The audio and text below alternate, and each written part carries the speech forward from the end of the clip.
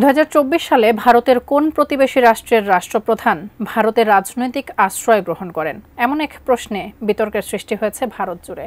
যদিও সেই প্রশ্নে সরাসরি বাংলাদেশ বা শেখ হাসিনার নাম উল্লেখ করা হয়নি। এই প্রশ্ন নিয়ে এত বিতর্ক কেন তা নিয়ে বিস্তারিত জানাতুন নাহার জেরির রিপোর্টে।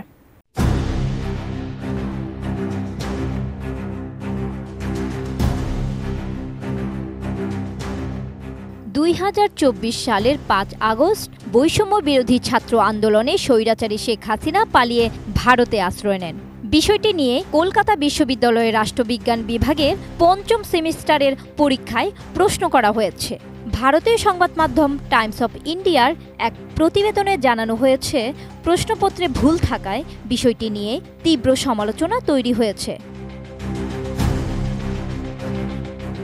প্রশ্নপত্রে প্রশ্ন করা হয়েছে, 2024 সালে ভারতের কোনো প্রতিবেশী রাষ্ট্রের রাষ্ট্রপ্রধান ভারতের রাজনৈতিক আশ্রয় গ্রহণ করেন।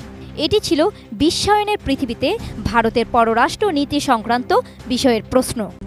RICL TMX, যুগের পর যুগ স্থাপনা থাকে মজবুত। এই প্রশ্নটি নিয়ে তৈরি হয়েছে সমালোচনা। কলকাতা বিশ্ববিদ্যালয়ের সাবেক ভিসি ও রাষ্ট্রবিজ্ঞানী সব্যসাচী বসু রায় চৌধুরী বলেছেন, প্রশ্নটি সম্পূর্ণ ভুল হয়েছে। কারণ বাংলাদেশের রাষ্ট্রপ্রধান হল তাদের প্রেসিডেন্ট মোহাম্মদ শাহাবুদ্দিন। শেখ হাসিনা ছিল সরকার প্রধান। এছাড়া এতে রাজনৈতিক আশ্রয়ের কথা বলা হয়েছে। ভারত হাসিনাকে এখন পর্যন্ত কোনো রাজনৈতিক আশ্রয় দেয়নি। এমন প্রশ্ন শিক্ষার্থীদের বিভ্রান্ত করতে পারে। এটি অগ্রহণযোগ্য। তবে শিক্ষার্থীদের মেধা যাচাইয়ের জন্য ইচ্ছাকৃতভাবে বিতর্কিত প্রশ্ন করা হয়েছে কিনা সেটিও দেখার বিষয় বলে জানিয়েছেন সাবেক এই ভিসি। তিনি বলেছেন, এটি কি সাধারণ একটি ভুল ছিল নাকি ইচ্ছাকৃতভাবে ভুল প্রশ্ন করা হয়েছে? কলকাতা বিশ্ববিদ্যালয়ের রাষ্ট্রবিজ্ঞান বিভাগের প্রফেসর সমীর কুমার দাস বলেছেন, এটি একটি সাধারণ জ্ঞানের সাধারণ প্রশ্ন। তবে প্রশ্নে রাজনৈতিক আশ্রয় থাকার বিষয়টিতে তিনি খুশি হতে পারেননি। তিনি বলেন, যদিও প্রশ্নে রাজনৈতিক আশ্রয়ের বিষয়টি উল্লেখ করা হয়ে থাকে, তাহলে দেখতে হবে এটি আমাদের কূটনৈতিক কথাবার্তার সাথে যায় কিনা।